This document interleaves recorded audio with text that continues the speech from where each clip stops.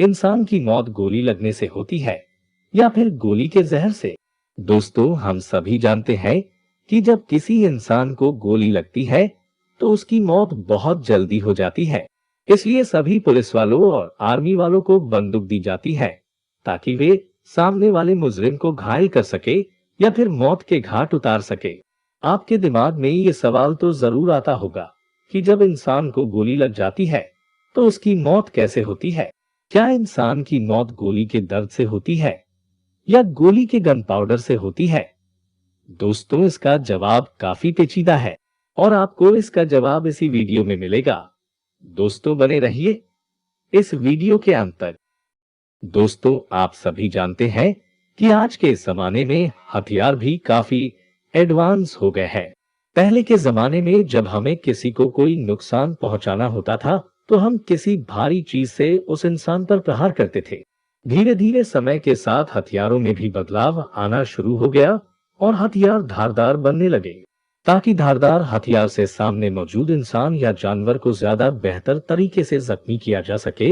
लेकिन हम सभी जानते हैं कि हथियार तो धारदार बन जाते हैं, लेकिन इनका इस्तेमाल हमें उस इंसान के पास जाकर करना पड़ता है और इतनी देर में तो सामने वाला भी हम पर उल्लवार कर सकता है।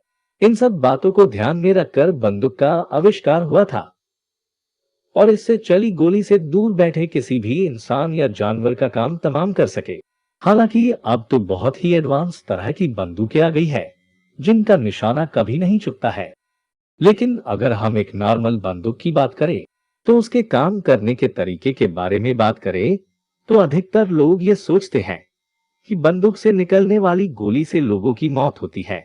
लेकिन असली बात आपको तब पता लगेगी जब आप ये समझ लेंगे कि बंदूक से निकलने वाली गोली काम कैसे करती है।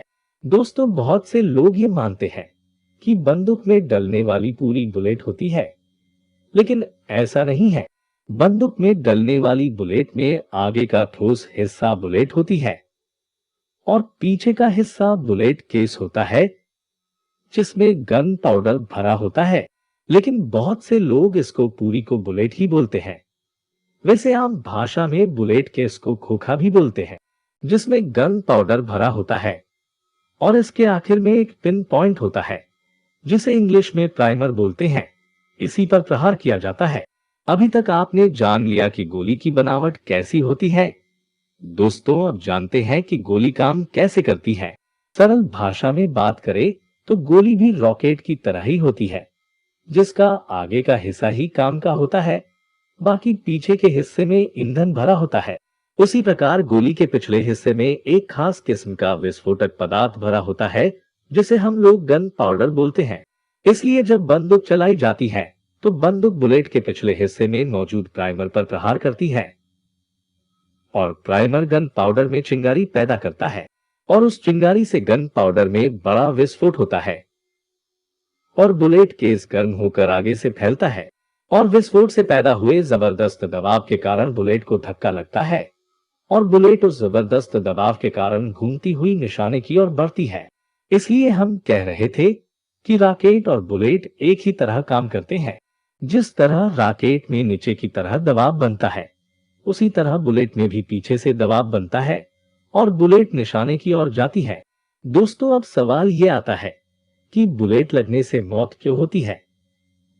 बुलेट के ऊपर जहर तो होता नहीं है, वो सिर्फ ठोस धातु की बनी होती है और दबाव के कारण ही निशाने की ओर निकलती है और उसी दबाव की वजह से बुलेट इंसान के आंतरिक अंगों को नुकसान पहुंचाती है और इससे इंसान के शरीर के उस हिस्से से खून शरीर से बाहर की ओर बहने लगता है और ज्यादा खून बहने की वजह से इंसान की मौत हो जाती है।